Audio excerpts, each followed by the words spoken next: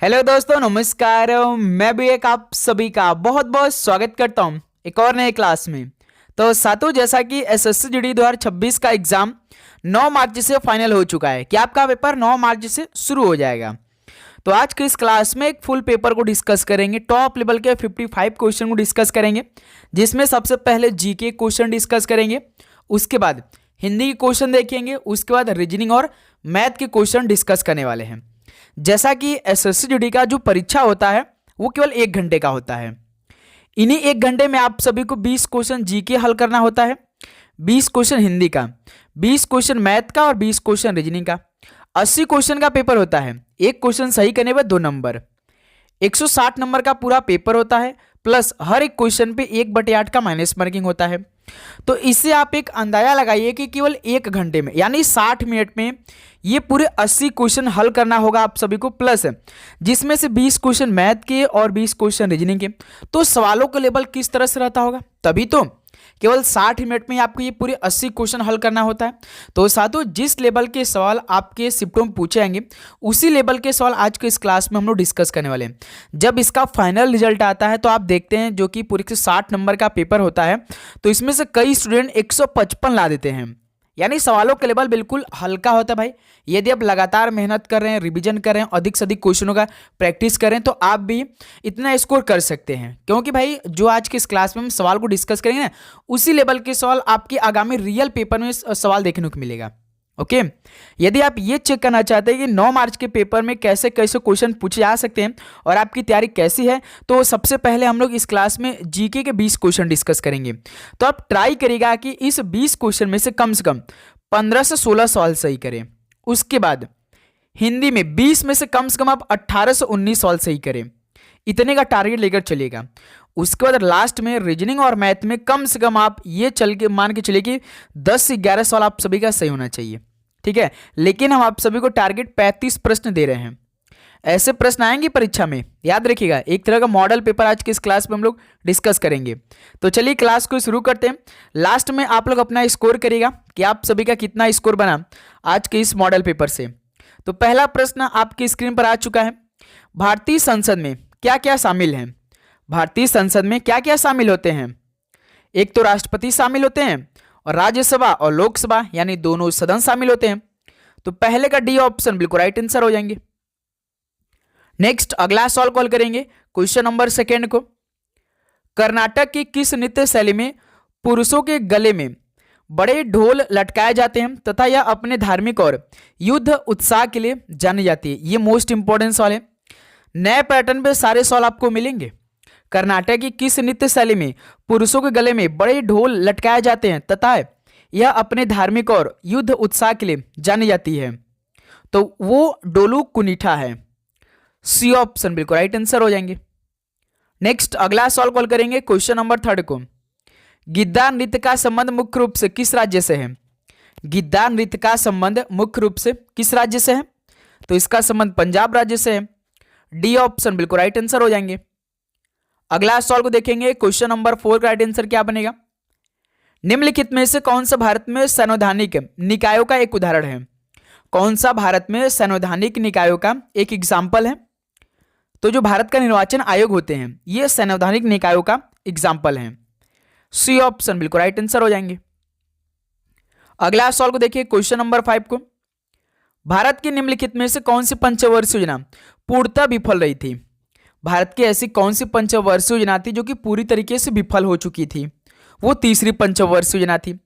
तीसरी पंचवर्षीय योजना 1961 से लेकर 66 तक चली थी, लेकिन किसके लिए विफल हुई थी? भारत और पाकिस्तान युद्ध की वजह से तीसरी पंचवर्षीय योजना पूर्णतः विफल रही थी।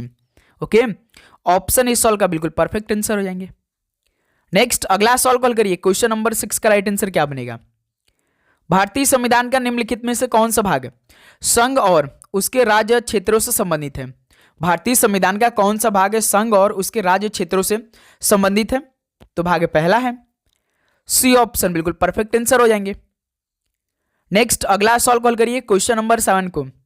संगीत नाटक अकादमी पुरस्कार पहले किस नाम से जाना जाता था? तो साथियों, संगीत नाटक अकादमी पुरस्कार पहले किस नाम से जाना जाता था?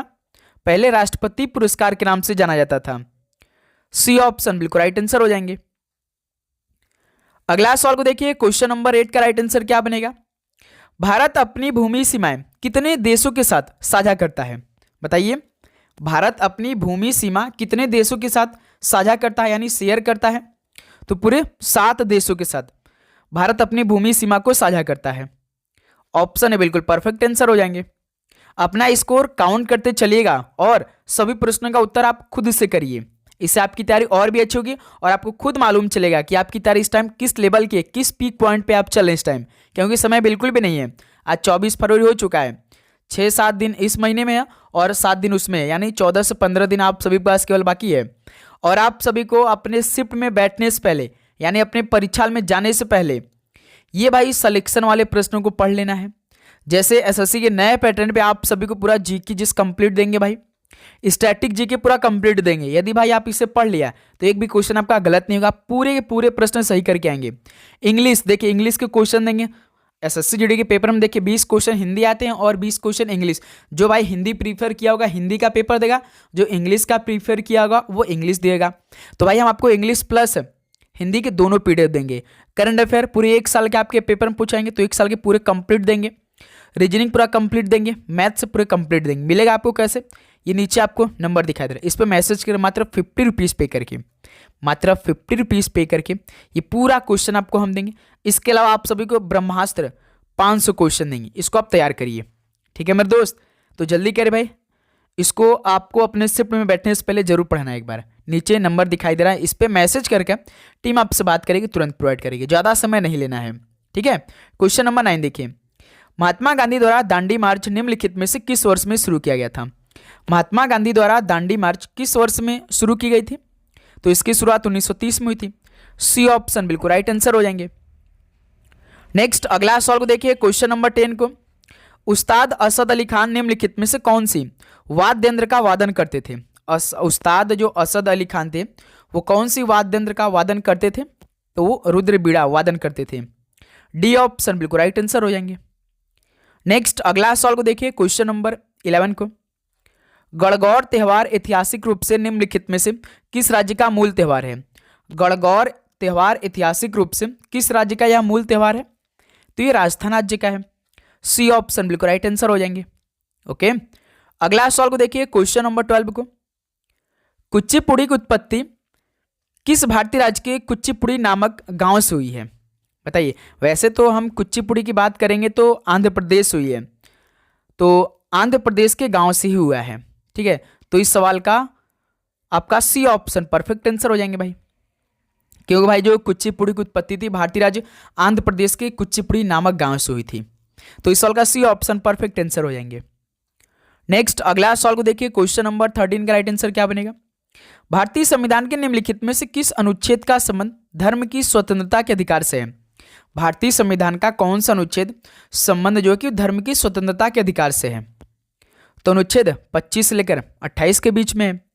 बी ऑप्शन बिल्कुल राइट आंसर हो जाएंगे। अगला सवाल को देखेंगे, क्वेश्चन नंबर 14 को, अंतर्मुखी व्यापार रणनीति में घरेलू उद्योगों को विदेशी प्रतिस्पर्धा से बचाने के लिए उपयोग की जाने वाली सुरक्षा के 2 मुख्य रूप क्या हैं? बताइए, अंतर्मुखी व्यापार रणनीति में घरेलू उद्योगों को विदेशी प्रतिस्पर्धा से बचाने के लिए उपयोग की जाने वाली सुरक्षा के 2 मुख्य रूप कौन से हैं? तो एक प्रशुल्क है और एक कोटा है। तो इस सवाल का सी ऑप्शन बिल्कुल राइट आंसर हो जाएंगे। नेक्स्ट अगला सवाल कॉल करेंगे, क्वेश्चन नंबर 15 को, भारत की निम्नलिखित में से किस देश के साथ खुली सीमा है? भारत की किस देश के साथ खुली सीमा है? तो नेपाल देश के साथ है। सिंपल सवाल है ये, सी ऑप्शन बिल्कुल राइट आंसर हो जाएंगे। नेक्स्ट अगला सॉल्व कॉल करिए, क्वेश्चन नंबर 16 का राइट आंसर क्या बनेगा? सॉल्व करेंगे आप सभी। कुडनकुलम नाविकीय ऊर्जा संयंत्र निम्नलिखित में से किस राज्य में स्थापित किया गया है? तो साथियों, कुडनकुलम जो है वो नाविकीय ऊर्जा संयंत्र है, ये किस राज्य में स्थापित किया गया है? तो ये तमिलनाडु राज्य में स्थापित किया गया है। सी ऑप्शन राइट आंसर हो जाएंगे।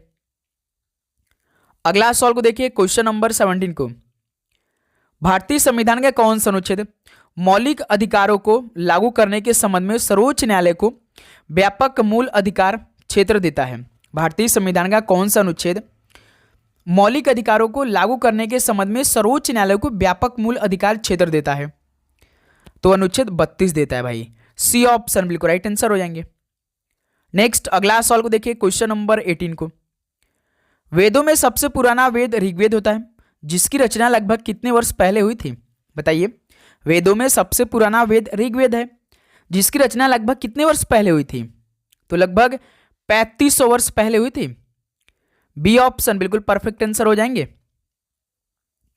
नेक्स्ट अगला सवाल कॉल करिए, क्वेश्चन नंबर 19 का राइट आंसर क्या बनेगा? फटोरपा यात्रा और मांडो उत्सव का संबंध निम्नलिखित में से किस राज्य से है? फटोरपा यात्रा और मांडो उत्सव का संबंध निम्नलिखित में से किस राज्य से है? तो इसका संबंध गोवा राज्य से है। ऑप्शन बिल्कुल परफेक्ट आंसर हो जाएंगे। ओके, चलिए भाई जीके का लास्ट क्वेश्चन सॉल्व करिए। वर्ष 2011 में एक दिवसीय अंतर्राष्ट्रीय मैच क्रिकेट विश्व कप की मेजबानी किसने की थी? वर्ष 2011 में एक दिवसीय अंतर्राष्ट्रीय क्रिकेट विश्व कप हुआ था, मेजबान कौन कौन से देश ने किया था? बताइए। भारत ने जीता था भाई, श्रीलंका को हराकर महेंद्र सिंह धोनी कप्तानी में। कहां पर हुआ था? तो एक तो देखिए भारत में हुआ था, श्रीलंका में हुआ था और बांग्लादेश में हुआ था। यानी सॉल्व का ऑप्शन है बिल्कुल परफेक्ट आंसर हो जाएंगे। ठीक है, और इस बार जो आगामी इस टाइम T20 वर्ल्ड कप चल रहा है 2026 का, किस किस देश में हो रहा है? बताइए कमेंट सेक्शन में कहाँ कहाँ पर हो रहा है। कमेंट सेक्शन आप सभी बताना, ये सवाल आपके लिए होमवर्क रहेगा भाई। तो साथियों ये 20 क्वेश्चन जीके कंप्लीट हो गया। अब बताइए कि आप सभी कितना स्कोर बना पहले सब्जेक्ट यानी 20 क्वेश्चन जीके में से। उम्मीद करूंगा भाई आपको टारगेट 15-16 का दिया था, तो आपने इतना तो सही किया होगा। चलिए अगला अब हम लोग हिंदी के सवालों को डिस्कस करेंगे, तो आप ट्राई करिएगा कम से कम 1819 सवाल हिंदी के सवाल आप सभी के सही हो। ठीक है, देखिए दिए गए वाक्य में रेखांकित शब्द के लिए सही वर्तनी ज्ञात कीजिए। आज प्रातःकाल आइए, यानी प्रातःकाल कैसे लिखा जाता है? प्रातःकाल तो सर जी पहला ऑप्शन बिल्कुल परफेक्ट आंसर लग रहा है भाई, प्रातःकाल। ठीक है, चलिए अगला सवाल को देखिए, क्वेश्चन नंबर 22 को। वाक्यांशों के लिए एक शब्द का विकल्प क्या होगा? जो भला बुरा न समझता हो, इसके लिए एक शब्द क्या बनेगा? जो भला बुरा न समझता हो, इसके लिए एक शब्द क्या बनेगा? अविवेकी उससे कहेंगे भाई, यानी बिना बुद्धि के। ऑप्शन है बिल्कुल परफेक्ट आंसर हो जाएंगे। नेक्स्ट अगला सवाल कॉल करिए, क्वेश्चन नंबर 23 को। दिए गए वाक्य में रेखांकित शब्द का विलोम शब्द ज्ञात कीजिए। राक्षस बीभत्स दिखता है, यानी बीभत्स का आप सभी को विलोम शब्द बताना है। बीभत्स यानी बहुत ही भाई काले टाइप का, तो इसका उल्टा क्या होगा? बहुत ही आकर्षक। ऑप्शन है बिल्कुल परफेक्ट आंसर हो जाएंगे। तो ऑप्शन इस सवाल का परफेक्ट, यानी बीभत्स का जो विलोम शब्द होगा वो आकर्षक हो जाएगा। नेक्स्ट अगला सवाल कॉल करिएगा, क्वेश्चन नंबर 24 को। दिए गए मुहावरे के अर्थ को सर्वश्रेष्ठ रूप से व्यक्त करता है। कलई खुलना, बताइए इसका क्या बनेगा परफेक्ट आंसर? कलई खुलना यानी भेद खुलना, इस मुहावरे का अर्थ ऑप्शन से बिल्कुल परफेक्ट होगा। अगला सवाल कॉल करेंगे, क्वेश्चन नंबर 25 का राइट आंसर क्या बनेगा? दिए गए वाक्य में उचित पर्यायवाची शब्द का चयन करके रिक्त स्थान की पूर्ति करिए। यानी वासना का आप सभी को पर्यायवाची बताकर उसके बाद ये रिक्त स्थान की पूर्ति करना है। यानी वासना में इतने मत डूबो कि वक्त का पता ही न चले। वासना यानी निर्दोष भोग, तो सी ऑप्शन बिल्कुल परफेक्ट आंसर हो जाएंगे। ओके, चलिए अगला सवाल कॉल करिए, तो क्वेश्चन नंबर 26 का राइट आंसर क्या बनेगा? निम्नलिखित वाक्य में रेखांकित भाग के लिए एक सार्थक शब्द ज्ञात कीजिए। कम बोलती, यानी कम बोलती के लिए एक सार्थक शब्द क्या बनेगा? तो भाई मितभाषी, बी ऑप्शन बिल्कुल परफेक्ट आंसर हो जाएंगे। अगला सवाल कॉल करिए, क्वेश्चन नंबर 27 को। क्या बने इस सवाल का बिल्कुल परफेक्ट आंसर सॉल्व करिए। दिए गए शब्द का पर्यायवाची ज्ञात कीजिए। उपकार का पर्यायवाची शब्द क्या होगा? समानार्थी शब्द मतलब पर्यायवाची शब्द मतलब समानार्थी शब्द आपको बताना होता है। उपकार यानी कल्याण, सी ऑप्शन बिल्कुल राइट आंसर हो जाएंगे। ओके, चलिए अगला सवाल को देखिए, क्वेश्चन नंबर 28 को। दिए गए वाक्य में रेखांकित शब्द का तद्भव शब्द ज्ञात कीजिए। वधु का तद्भव शब्द क्या बनेगा? तो वधु का तद्भव शब्द दुल्हन हो जाएगा। बी ऑप्शन बिल्कुल परफेक्ट आंसर हो जाएंगे। अगला सवाल कॉल करिए, क्वेश्चन नंबर 29 को। दिए गए वाक्यांश के लिए सार्थक शब्द ज्ञात कीजिए। दो पहाड़ों के बीच का खाली स्थान को क्या बोलेंगे? दो पहाड़ों के बीच का खाली स्थान, तो इसके लिए सार्थक शब्द क्या बनेगा? तो घाटी बनेगा। बी ऑप्शन बिल्कुल परफेक्ट आंसर हो जाएंगे। नेक्स्ट अगला सवाल कॉल करिए, क्वेश्चन नंबर 30 को। दिए गए वाक्यांश में रेखांकित शब्द का विलोम शब्द ज्ञात कीजिए। बेगम का, यानी बेगम अपने सेवकों के साथ आ रही हैं। तो बताइए दोस्त कि बेगम का विलोम शब्द क्या बनेगा? कमेंट सेक्शन में बताइए सॉल्व का राइट आंसर क्या बनेगा। बेगम अपने सेवकों के साथ आ रही है तो बेगम यानी बादशाह। डी ऑप्शन बिल्कुल परफेक्ट आंसर हो जाएंगे।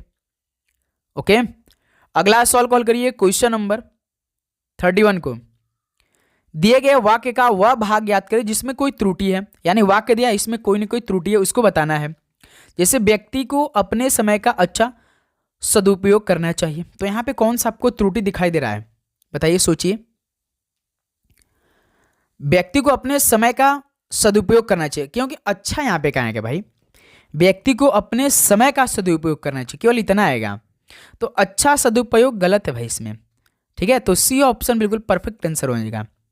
समय का सदुपयोग सीधे सीधे करना चाहिए। अच्छा इसमें क्या है भाई? यही आपका त्रुटि है, तो सी ऑप्शन बिल्कुल परफेक्ट आंसर हो जाएंगे, ठीक है। नेक्स्ट अगला सॉल्व कॉल करिए क्वेश्चन नंबर 32। दिए गए वाक्य में से निरर्थक शब्द ज्ञात कीजिए। इनका तो जन्मों जन्मों का साथ, यानी निरर्थक शब्द कौन अलग है इनमें? दोस्त मेरे, जब हम कहते हैं कि इनका तो जन्मों जन्मों का साथ है, जन्मों जन्मों ये तो गलत है ना भाई। यहाँ पे आपका यही होगा, जन्मों ही होगा, ठीक है। तो यही होगा भाई मेरे दोस्त, यानी सी ऑप्शन इसमें परफेक्ट आंसर होगा, क्योंकि यही निरर्थक शब्द है भाई, ठीक है। क्लियर? चलिए नेक्स्ट अगला सॉल्व कॉल करिएगा क्वेश्चन नंबर 33 को। निम्नलिखित प्रश्न में 4 विकल्पों में से उस सही विकल्प का चयन करें जो वाक्यांश के लिए एक शब्द का विकल्प हो। पृथ्वी से निर्मित, इसके लिए एक शब्द बताइए।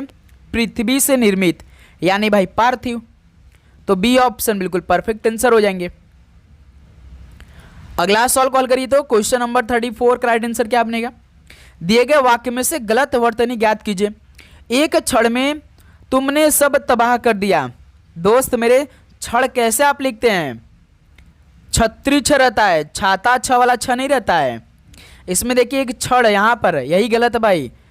ये भाई वर्तनी की दृष्टि से गलत है, तो बी ऑप्शन परफेक्ट आंसर हो जाएंगे, ठीक है। चलिए अगला सॉल्व कॉल करिए तो क्वेश्चन नंबर 35 का राइट आंसर।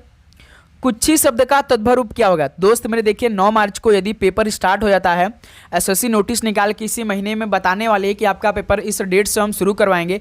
यदि 9 मार्च इसके पेपर आपका शुरू हो जाता है तो समय आपके पास तो बिल्कुल भी नहीं बचेगा, क्योंकि आज 24 फरवरी है, ये 31 जनवरी फरवरी, ये भाई जानते हैं 28-29 दिन का महीना है, यानी 4 से 5 दिन इसमें, और मान के चलिए 9 को शुरू होता है तो 8 दिन इसमें, यानी 14 दिन आप सभी के पास, 14 से 15 दिन आप सभी के पास बाकी है। 13-14 दिन, 15 दिन भी नहीं जा सकते भाई, क्योंकि बीच में आपका त्यौहार भी पड़ा है, होली भी पड़ रहा है।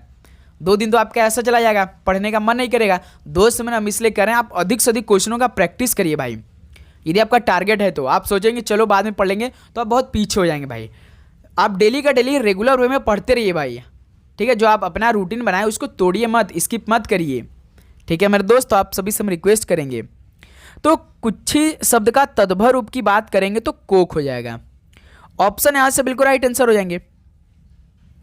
नेक्स्ट अगला सवाल को देखिए क्वेश्चन नंबर 36। निम्नलिखित में से कौन सा शब्द विदेशज नहीं है, यानी कौन सा शब्द विदेशज नहीं इनमें से? दोस्त मेरे याद रखिएगा, जगमग, जैसे फकीर, इमारत, नतीजा, ये विदेशज है, लेकिन भाई जगमग विदेशज नहीं है, तो डी ऑप्शन यहां से बिल्कुल परफेक्ट आंसर हो जाएंगे, ठीक है। जगमग मतलब क्या होता है भाई? चमकदार होता है। अगला सवाल को देखिए क्वेश्चन नंबर 37 को। भाववाचक संज्ञा शब्द नहीं है, इनमें से कौन सा भाववाचक संज्ञा शब्द नहीं है? जैसे देखिए लंबाई, चतुराई, बुढ़ापा, ये भाववाचक संज्ञा, लेकिन जो परमात्मा है, परमात्मा एक व्यक्तिवाचक संज्ञा है। कैसा है भाई? व्यक्तिवाचक संज्ञा है, ठीक है। तो इस सवाल का डी ऑप्शन आपका परफेक्ट आंसर हो जाएंगे। नेक्स्ट अगला सवाल कॉल करिए क्वेश्चन नंबर 38 को। दिए गए वाक्य के किस अंश में अशुद्धि चयन कीजिए? मैं, वह और तुम पास वाले शहर जाओगे। भाई ऐसा हम कहते हैं, मैं, वह और तुम पास वाले शहर जाएंगे कि जाओगे? तो यहां पे जाओगे गलत लग रहा है भाई हमारे हिसाब से। तो जाओगे, देखिए सी ऑप्शन ही दिया आपका, तो इसका मतलब यही गलत है। जाओ की जगह भाई जाएंगे होना चाहिए था, तब परफेक्ट आंसर होगा, ठीक है। नेक्स्ट अगला सवाल कॉल करेंगे क्वेश्चन नंबर 39। कच्ची गोलियां खेलना मुहारे का सही अर्थ बताइए। कच्ची गोलियां खेलना मुहारे का सही अर्थ क्या बनेगा? तो अनुभव की कमी होना, यानी कच्ची गोलियां खेलना मुहारे का सही अर्थ हो जाएगा अनुभव की कमी होना। डी ऑप्शन बिल्कुल परफेक्ट आंसर हो जाएंगे। अगला सॉल्व कॉल करिए क्वेश्चन नंबर 40 को। निम्नलिखित वाक्यांश के लिए एक सार्थक शब्द बताइए। जो किसी वस्तु या व्यक्ति के प्रति आसक्त हो, बताइए इस वाक्यांश के लिए एक शब्द क्या बनेगा? जो किसी वस्तु या व्यक्ति के प्रति आसक्त होते हैं तो अनुरक्त बोलेंगे। बी ऑप्शन परफेक्ट आंसर हो जाएंगे। तो साथियों ये 40 क्वेश्चन कंप्लीट हो गए भाई जीके प्लस हिंदी के। अब बताइए कि आप सभी का पहले पोर्शन जो मेन आपका स्कोरिंग एरिया होने वाला है, जीके प्लस हिंदी 40 क्वेश्चन में से कितना स्कोर रहा, हिंदी में आप सभी कितना स्कोर रहा, जीके में कितना स्कोर रहा बताएंगे। अब आप लोग अपना मैथ और रीजनिंग में सभी प्रश्न खुद से सॉल्व करेंगे और अपना स्कोर काउंट करेंगे, गिनती करेंगे, ठीक है। चलिए भाई शुरुआत करेंगे हम लोग किससे? रीजनिंग से। सॉल्व करिए।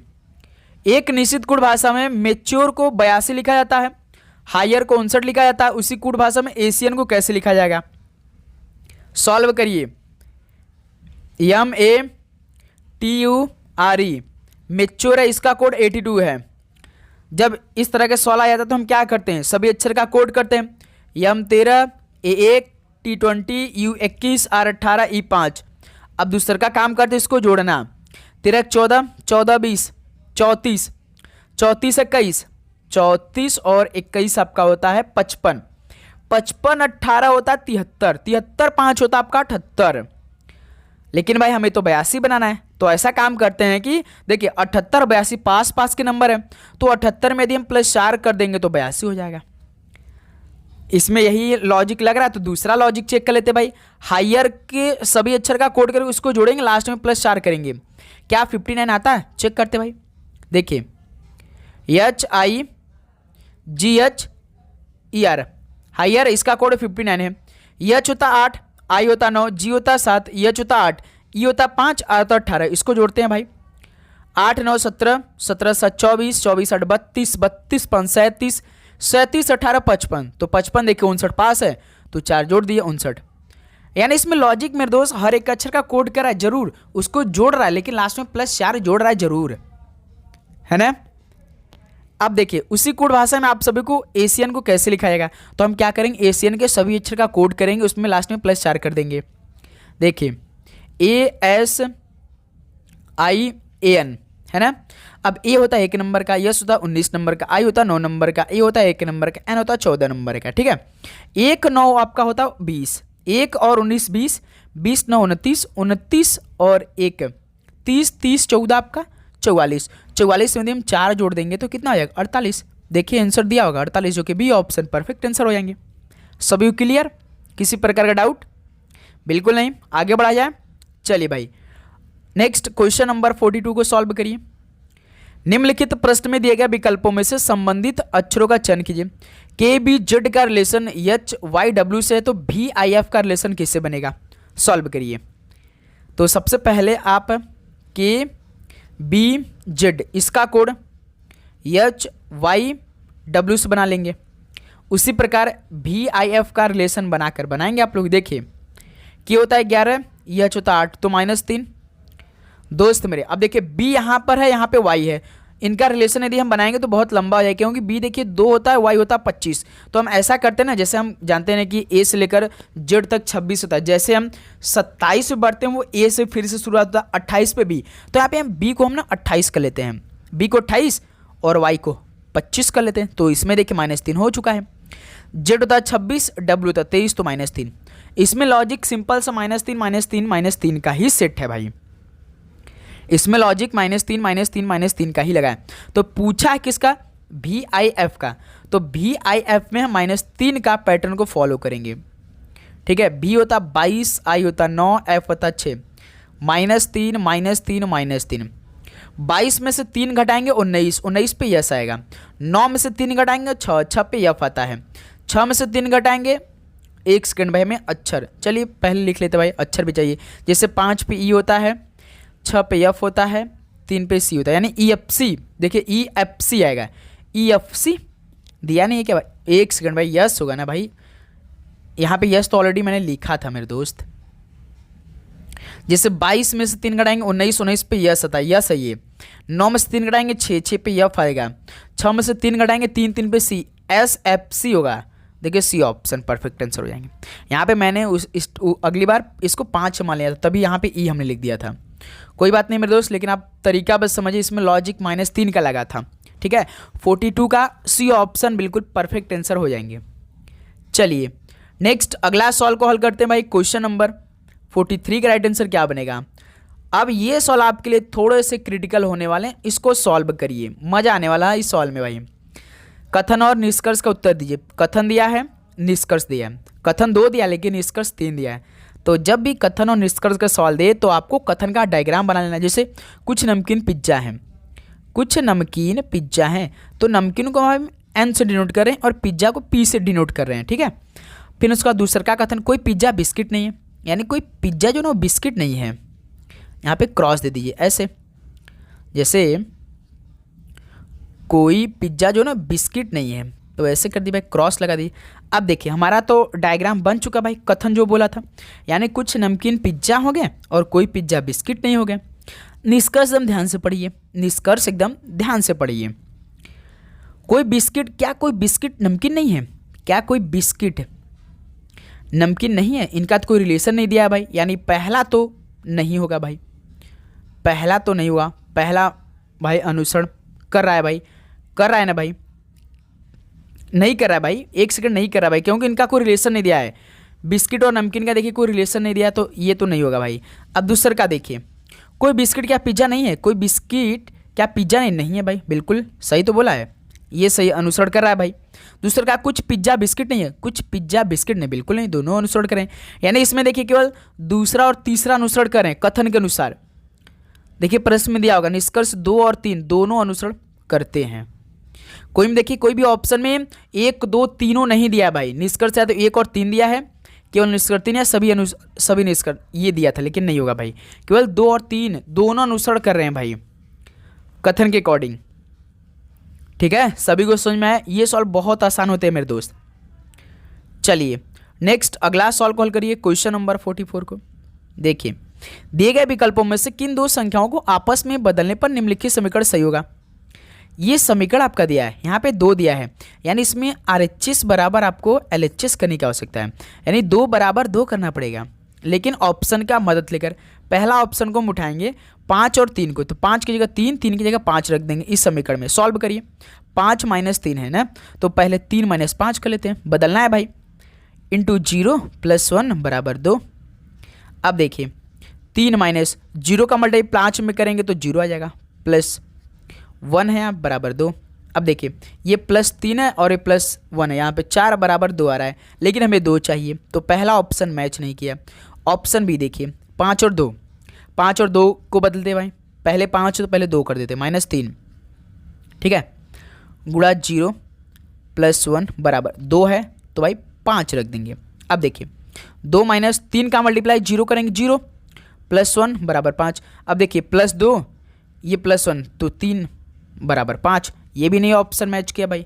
ऑप्शन सी अब उठाते हैं, 1 और 3 को बदलते हैं, -5 - 3 है तो 1 रख देंगे, इंटू 0 + 1 है तो 3 रख देंगे बराबर 2। अब देखिए 5 - 1 में 0 का मल्टीप्लाई करेंगे तो 0 + 3 बराबर 2, ये +3 है ये +5 है तो 8 आ जाएगा, लेकिन हमें 2 चाहिए।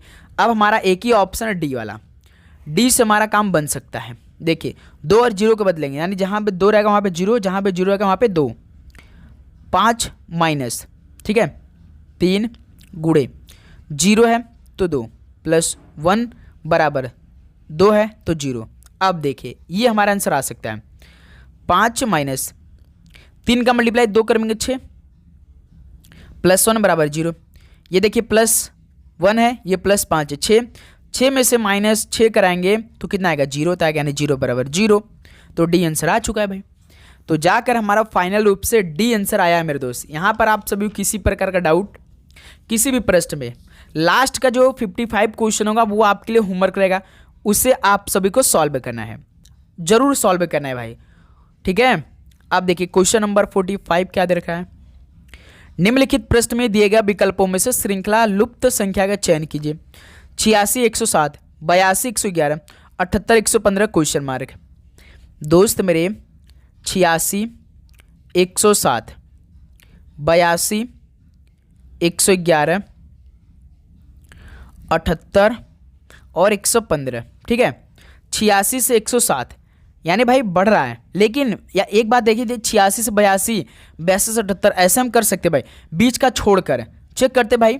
जैसे देखिए 86 से 82 -4, 82 से 78 -4, बीच में देखिए छोड़ा है, तो इसी प्रकार 78 के बाद हम एक को छोड़ देंगे, 78 में से -4 कर देंगे तो कितना होगा 74 हो जाएगा। देखिए 74 ऑप्शन है, परफेक्ट आंसर हो गया भाई, सिंपल ये तो सवाल था भाई।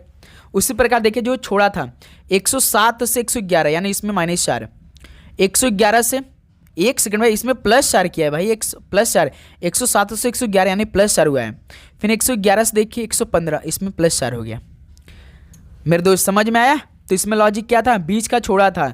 जैसे 86 देखिए 86 से 82 -4, 82 से 78 -4, 78 से 74 करना पड़ेगा भाई, क्योंकि -4 करना पड़ेगा, तो 78 में से -4 करेंगे तभी तो 74 आएगा। सभी क्लियर? चलिए नेक्स्ट अगला सॉल्व कॉल करिए। क्वेश्चन नंबर 46 का राइट आंसर क्या बनेगा? क्यों गुणा आर्थ का अर्थ है, क्यों गुणा आर का अर्थ है कि क्यों जो है ना वो आर की पत्नी है। क्यों प्लस आर का अर्थ है क्यों जो है ना वो आर का पति है। क्यों भाग आर का अर्थ है कि क्यों जो आर की बेटी है। क्यों माइनस आर का अर्थ है कि क्यों जो आर का भाई है। तो व्यंजक यस माइनस टी भाग यू प्लस भी में भी का टी से क्या संबंध है, भी का टी से क्या संबंध है। दोस्त मेरे ये सवाल ना आपके पेपर में कन्फर्म है, लेकिन बहुत आसान तरीके से आपको बताएंगे, आप कभी भूल नहीं पाएंगे मेरे दोस्त। जस्ट देखिए सवाल पूछा कि भी जो है ना भी का टी से क्या रिलेशन है, इतना रिलेशन पूछा है। अब देखिए आप सभी बस ये माइनस भाग प्लस का मतलब देखना है प्रश्न में, तरीका सॉल्व करने। जैसे यस माइनस टी है, देखिए माइनस का मतलब देखिए प्रश्न में क्या दिया है, क्यू माइनस आर का अर्थ है ना जो क्यू जो ना वो आर का भाई है, तो यहाँ पर टी का भाई आर हो जाएगा मेरे दोस्त। क्या हो जाएगा भाई, टी का भाई आर यस हो जाएगा भाई, ठीक है। जैसे प्रश्न में देखिए क्यू माइनस आर है, तो आपको यहाँ पे यस माइनस टी को अप्लाई करना है क्यू और आर की जगह, ठीक है। यस माइनस टी मतलब कि जो है ना क्यू जो है वो आर का भाई, तो यहाँ पे टी जो है ना टी का भाई यस हो जाएगा। फिर देखिए भाग यू है, तो भाग यू है, भाग का मतलब प्रश्न में देखिए क्यू भाग आर का अर्थ है कि क्यू जो ना वो आर की बेटी, यहाँ पे यू की बेटी कौन हो जाएगी, टी हो जाएगी, यू की बेटी टी है। फिर प्लस भी है, प्लस का मतलब देखिए प्लस का अर्थ है कि क्यू प्लस आर का अर्थ है कि क्यू जो आर का पति, यानी भी का पति यू है, ठीक है। भी का पति यू है यहाँ, यानी भी कौन सी हो जाएगी, पत्नी हो जाएगी भाई। जैसे देखिए भी का पति यू है, यानी भी क्या हो जाएगी, पत्नी हो जाएगी ना, यानी पत्नी, ये आपस में भी और यू पति पत्नी है, इसकी बेटी टी है, सिंपल सा। तो क्या होगा रिलेशन, सवाल है कि भी का टी से क्या रिलेशन पूछा है, तो क्या हो जाएगी, माँ हो जाएगी भाई ना, बेटी है टी बेटी है, तो भी का टी से क्या रिलेशन है भाई, आप बेटी मत दे दीजिए नहीं गलत हो जाएगा। टी का भी का टी से क्या संबंध है, से टी से क्या संबंध है, भी का माँ का संबंध है, याद है से के ये सब है, तो ध्यान रखिएगा आप लोग। तो बी ऑप्शन परफेक्ट आंसर हो जाएंगे, सिंपल सा मेरे दोस्त। किसी प्रकार डाउट? चलिए अगला सॉल्व को देखते हैं, क्वेश्चन नंबर 47। दोस्त मेरे आपको किसी भी प्रश्न पे अगर डाउट हो तो भाई कमेंट सेक्शन में जरूर बताइएगा, डाउट लेकर आप बिल्कुल भी नहीं चलेंगे, ठीक है। देखिए निम्नलिखित प्रश्न में दिए गए विकल्पों में से संबंधित अक्षर युग्म का चयन कीजिए। जैसे आर पी डी का रिलेशन डब्ल्यू यू आई है, तो ये रिलेशन आपको पहले सॉल्व करके सेम रिलेशन आपको ऑप्शन में भी देखना पड़ेगा, ठीक है। देखिए जैसे आर पी और डी, इसका रिलेशन डब्ल्यू यू आई है ना। आर होता 18, पी होता 16, डी होता 4, डब्ल्यू होता 23, यू होता है 21, आई होता 9। 18 से 23 प्लस 5, 16 से 21 प्लस 5, 4 से 9 प्लस 5। इसमें लॉजिक तो भाई +5 लग रहा है, सेम रिलेशन में हमें ऑप्शन भी चेक करना पड़ेगा। तो चेक करते भाई कौन सा ऑप्शन है। एल से सी माइनस हो गया भाई, क्योंकि एल 12 सी 3, इसमें एल होता 12 सी होता 3, यानी -9 का रिलेशन लगा है। बी 2 होता है, ओ 15, इसमें तो +13 का रिलेशन, तो ये भी ऑप्शन बी भी नहीं होगा। ऑप्शन से देखिए x24 u21, ये हो सकता है क्या? लेकिन +5 का लगा था ना भाई, ये भी ऑप्शन ही होगा। ऑप्शन ए बी सी तीनों नहीं होगा। अब ऑप्शन डी देखिए क्या दिया है, ऑप्शन डी XYM, इसका कोड CDR, M13 R18, तो +5, Y यहाँ पे दोस्त मेरे देखिए 25, D4 होता है। लेकिन भाई जब हम 25 में 5 जोड़ेंगे 30। अब जानते हैं आप लोग ना कि ए से लेकर जेड 26 होता है। जैसे हम 27 पढ़ते हुए ए से शुरुआत होता है, 27 पे, 28 पे बी, 29 पे सी, 30 पे डी, तो यहाँ पे डी को आप 30 कोड करेंगे भाई। अब जैसे यहीं पे देखिए x24 होता है, 24 में हम 5 जोड़ देंगे 29 आ जाएगा। तो देखिए 27 पे, 28 पे बी, 29 पे सी, तो मिल गया भाई। यानी इसमें +5 +5 +5 का कोड लगा था, जो कि ऑप्शन डी हमारा मिल चुका है। ओके, चलिए अगला सॉल्व कॉल करिए आप लोग। क्वेश्चन नंबर 48 का राइट आंसर क्या बनेगा? एक निश्चित गुण भाषा में बिहाफ को DCJ YND लिखा जाता है, उसी गुण भाषा में क्लिनिक को कैसे लिखा जाएगा? जैसे दोस्त मेरे BEHALF बिहाफ, इसका कोड DCJYND, ठीक है। बी होता 2, डी होता 4, तो +2 इसमें, ई होता 5, सी होता 3, -2 इसमें हो गया भाई। H8 J10 +2 इसमें। अब दोस्त मेरे यहाँ पे ए को आप 27 कर लीजिए, तभी आप वाई से रिलेशन बना पाएंगे। 27 से 25 -2, एल होता 12, एन होता 14, तो +2 हो गया। एफ होता 6, डी होता 4, -2। सभी को समझ में आया इसमें रिलेशन? +2 से शुरुआत किया, -2 पे खत्म हुआ है। +2 -2 +2 -2 +2 -2 का ये रिलेशन लगा है। तो पूछा किसका? क्लिनिक का। सेम रिलेशन लगा दीजिए, +2 -2 क्लिनिक CLINIC +2 -2 +2 -2 +2 -2, यही रिलेशन लगाना है। C3 L12 I9 N14 I9 C3, 3 2 5, 5 पे ई आता है। 12 में से 2 घटाएंगे 10, 10 पे जे आता है। 9 2 11 के आता है। 14 में से 2 घटाएंगे 12, 12 पे एल आता है। 9 2 11, 11 पे के आता है। 3 में से 2 घटाएंगे 1, 1 पे ए आता है। देखिए कौन सा ऑप्शन है? EJKLKA, EJKLKD option perfect answer हो जाएंगे। ओके दोस्त मेरे, किसी प्रकार का आप सभी को डाउट? बिल्कुल नहीं। चलिए नेक्स्ट अगला सवाल को हल करिए जरा। तो क्वेश्चन नंबर 49 को, इस सवाल को हल करिए भाई आप लोग। मैथ का सवाल है, यदि किसी ड्रेस का मूल्य 800 से घटाकर 720 कर दिया जाता है तो ड्रेस के मूल्य में हुई प्रतिशत की कमी कितनी है? यदि किसी ड्रेस का मूल्य जो कि 800 रुपया है, इसे घटा के ना 720 कर दिया जाता है, तो ड्रेस के मूल्य में हुई प्रतिशत की कमी कितनी होगी, यानी कितने परसेंटेज की कमी हुई है। जैसे कोई सामान आप 800 रुपया खरीद रहे हैं, आप उसे घर जाकर 720 रुपये में बेच दे रहे हैं, तो आपको घाटा लगेगा ना। कितने घाटा लगेगा? पहले 800 में से 720 को माइनस करिए, तो 80 रुपये घाटा लगेगा। किससे घाटा लगेगा? जो पहले आपने स्टार्टिंग में 800 का सामान खरीदा था। तो परसेंटेज निकालना है, 100 से मल्टीप्लाई कर दिए, 00 से 00 कैंसिल, 8 10 में 80, यानी भाई कितने प्रतिशत की कमी हुई है? 10% की कमी। सी ऑप्शन परफेक्ट आंसर हो जाएंगे। क्लियर भाई? किसी प्रकार का डाउट? बिल्कुल नहीं। चलिए नेक्स्ट अगला सॉल्व कॉल करिए क्वेश्चन नंबर 50 को। जरा इस सवाल का राइट आंसर बताइए। बड़ा वाला bracket 48 minus bracket 20 minus 8 close bracket भाग एक ब्रैकेट में 4 गुणे 3, तो इसका मान कितना होगा दोस्त मेरे? जैसे देखिए 48 माइनस 20 माइनस 8 ब्रैकेट बड़ा वाला ब्रैकेट क्लोज, बीच में भाग है, फिर ब्रैकेट में 4 गुणे 3 है, ये पूरा बंद है। तो सबसे पहले हम ब्रैकेट को हल करते भाई, छोटे ब्रैकेट को सॉल्व करते। जैसे देखिए 48 माइनस 20 में से 8 घटाएंगे 12, ये ब्रैकेट इधर से क्लोज जाएगा, भाग 4 का गुणा 3 में करेंगे 12। अब देखिए 48 में से 12 घटाएंगे कितना आएगा? 36, 36 भागे 12 3। भाई सवाल देखकर आप कभी डरा मत करिए, सवाल बहुत ही छोटे, जितने बड़े सवाल उतने ही छोटे उसके हल, ठीक है। जैसे इसका देखिए 3 लाइन में सवाल कंप्लीट हो गया। यदि आप पेपर बैठे तो 1 लाइन में से सॉल्व करिए, ठीक है। 20 में से 8 के 12, 48 में से 12 घटाइए 36, और 4 3 12, 12 3 36, 3 आ गया आंसर आपका। दिमाग में इस तरह के सवाल आप सॉल्व करेंगे यदि आप SSC GD का एग्जाम दे रहे हैं परीक्षा में बैठ के, तो ठीक है। क्वेश्चन नंबर 51 देखिए, इस सॉल्व कॉल करिए। 22 विद्यार्थियों की एक कक्षा का औसत जो भार है वो 42 किलोग्राम है। यदि कक्षा में 33 किलोग्राम, 39 किलोग्राम और 39 किलोग्राम भार के 2 नए विद्यार्थी शामिल हो जाते हैं तो 24 विद्यार्थियों का जो नया औसत होगा वो भार कितना होगा। दोस्त मेरे देखिए, जैसे कि 42 विद्यार्थियों की कक्षा का जो औसत भार है ना वो 42 किलोग्राम है, यानी इसका मल्टीप्लाई करें कितना आएगा, 22 दूनी 44 का 4 4, 2288 4 92, यानी 924 किलोग्राम के बराबर हो जाएगा। ठीक है, यदि कक्षा में 33 किलोग्राम और 39 किलोग्राम के जो भार है ना वो 2 नए विद्यार्थी आ गए, यानी पहले तो मेरे दोस्त जैसे कि 33 किलोग्राम के प्लस 39 किलोग्राम के 2 नए विद्यार्थी शामिल हो जा रहे हैं।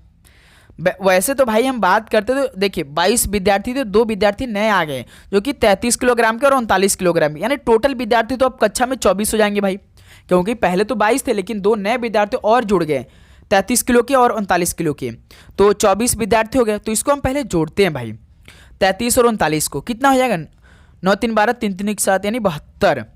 अब टोटल इसका हम जोड़ते हैं कितना आएगा, 4 2 6 7 2 9 यानी 996 बराबर होगा। अब जब औसत हमें 24 विद्यार्थियों की निकालना क्या करेंगे हम लोग, 996/24 कर देंगे, हमारा आंसर आ जाएगा कितना होगा, 24 चौका 96 4, 24 चौका 96 3, 36 24 से कम 24 यानी 41 समथिंग आएगा, यानी 41.5 किलोग्राम है, यानी इस सॉल्व का ऑप्शन है परफेक्ट आंसर हो जाएंगे। सिंपल सॉल्व था मेरे दोस्त, किसी प्रकार का डाउट बताएंगे आप सभी, बिल्कुल नहीं। आगे बढ़ा जाए, चलिए। तो साथियों आपको किसी भी प्रश्न पे यदि डाउट हो तो भाई कमेंट सेक्शन में जरूर बताइएगा। डाउट लेकर आप बिल्कुल भी नहीं चलेंगे, ये मेरी बात याद रखिएगा।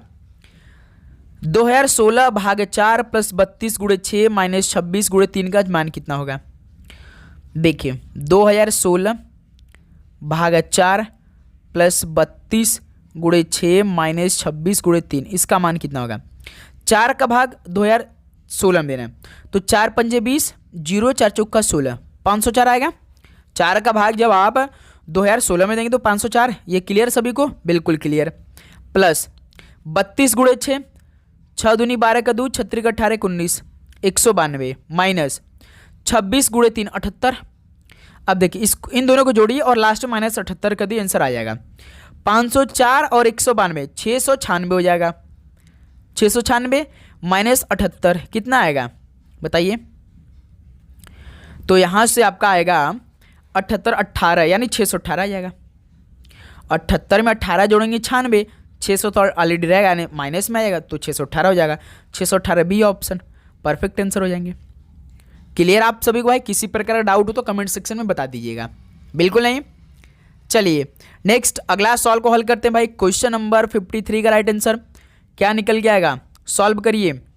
एक गोले की त्रिज्या 3.5 सेंटीमीटर है तो गोले का कुल पृष्ठीय क्षेत्रफल कितना होगा। गोले का कुल पृष्ठीय क्षेत्रफल फॉर्मूला क्या होता है, गोले का पृष्ठीय क्षेत्रफल 4πr², त्रिज्या यानी रेडियस दिया आर दिया है 3.5 सेंटीमीटर तो 4 पाई का वैल्यू 22/7, आर की वैल्यू आर के स्क्वायर यानी 2 बार लिखना पड़ेगा 3.5 इंटू 3.5। ठीक है, अब देखिए 7 कम 7 7 पच्चे 35 यानी 0.5 से कट जाएगा। 22 88, 22 का गुणा 4 88, अब गुणा 0.5 गुणा 3.5, अब बताइए कितना आएगा भाई, सॉल्व करिए। देखिए यहां से 88 है ना, 88 गुणे 50 25 का 5 2 5 15 2 17। देखिए एक पॉइंट यहाँ, एक पॉइंट नहीं, 2 पॉइंट के बाद हम पॉइंट लगा देंगे यानी 1.75। 88 गुणे 1.75 कितना आएगा बताइए। तो दोस्त मेरे यहाँ से आपका आएगा, कई बार हमने इसको सॉल्व किया तो 154 सेंटीमीटर स्क्वायर आएगा, 154 आएगा जो कि बी ऑप्शन परफेक्ट आंसर हो जाएंगे। ओके भाई, सभी को समझ में आया, 53 का बी ऑप्शन आप सभी का परफेक्ट आंसर हो जाएंगे। चलिए नेक्स्ट अगला सॉल्व को हल करेंगे आप लोग। क्वेश्चन नंबर 54 का राइट आंसर क्या बनेगा। एक वस्तु का अंकित मूल्य यानी मार्क्ड प्राइस कितना दिया है 11,800 और इसका विक्रय मूल्य यानी सेलिंग प्राइस दे दिया भाई 7,788। वस्तु पर छूट प्रतिशत, सिंपल सा, जब भी छूट प्रतिशत निकालना तो सबसे पहले इन दोनों को माइनस कर लीजिए। इन दोनों को माइनस करिए। 11,800 में से 7788 को माइनस करना है, कितना आएगा? इसको सॉल्व करते हैं तो कितना आएगा मेरे दोस्त? माइनस करिए, 1 सेकंड भाई, हमें माइनस करना है तो हम सीधे सीधे लिखेंगे, ठीक है। देखिए 10 में से 8 गड़ा 2, 9 में से 8 गड़ा 1, 7 0 और 11 में 7 गड़ा 4 यानी 4012 आएगा। 4012। तो अब देखिए ये हमारा भाई छूट प्रतिशत जब भी निकालना हो तो एमपी माइनस ईएसपी कर दीजिए। 4012 आया है। अब जब छूट प्रतिशत निकालना है तो अब क्या करेंगे, जो हमने माइनस किया था एमपी माइनस ईएसपी तो कितना आया था? 4012 बटे में आप कितना लिख दीजिए एमपी, यानी कितना है एमपी? 11,800 मल्टीप्लाइड बाई 100, 00 से 00 कैंसिल, 118 भागे 4012 कितना आएगा? 118 3 बार में जाएगा भाई। 3 वाटे 24 के 4 2, 3 वाटे 24 4, 3 कम 3 2 5, 3 कम 3 यानी आपका 3500 कुछ जाएगा भाई, यानी 3 बार में, 3 बार में, फिर उसके बाद 1 बार में, उसके बाद 1 बार में 31, 1 सेकंड भाई, 31 34%, कितना है भाई? 34%। यानी जब हम भाग करेंगे उस 18 का 4012 में तो पूरी तरीके से आपका 34 बार में कट जाएगा। यदि आप 118 का मल्टीप्लाई 34 में करेंगे तो 4012 आ जाएगा, ठीक है दोस्त मेरे। यानी 118 भागे 4012 कितना आएगा? 34% आएगा। तो सी ऑप्शन इस सवाल का परफेक्ट आंसर हो जाएंगे। फॉर्मूला हमेशा याद रखिए, यदि एमपी एसपी दिया हो तो छूट परसेंट पूछा हो तो हमेशा याद रखिए MP minus, 1 second, MP minus SP अपान में एमपी, इतना आपको काम करना ही करना है, ये फॉर्मूला याद रखना है। चलिए लास्ट क्वेश्चन आज के इस सेशन का आपकी स्क्रीन पर, ये सवाल आपके होमवर्क रहेगा भाई, हमने आपको बताया था। चलिए इसका मान बताइए, होमवर्क करके सभी बताएंगे। तो साथियों उम्मीद करूंगा आपको बहुत शानदार तरीके से हर एक प्रश्न समझ में आया होगा। यदि आपको मेरे दोस्त किसी भी प्रश्न पे डाउट है तो कमेंट सेक्शन में जरूर बता दीजिए भाई, डाउट लेकर नहीं चलेंगे। बहुत सारे सवाल मुझसे मिस्टेक हुई मेरे दोस्त, लेकिन तरीका भाई आपको बेस्ट हम बताएंगे, मेहनत खूब करके आप पढ़ाएंगे भाई, और वही क्वेश्चन कराएंगे जो आपके पेपर में बन सकते हैं। तो डेली क्लास आप करिए अच्छी तरीके से, ओके। और चैनल को आप सब्सक्राइब करिए, नोटिफिकेशन को ऑन करिए। तो चलिए मिलते हैं एक और क्लास के साथ। आप सभी को जय हिंद जय भारत, पढ़ाई करते रहिए, ऑल द वेरी बेस्ट, धन्यवाद।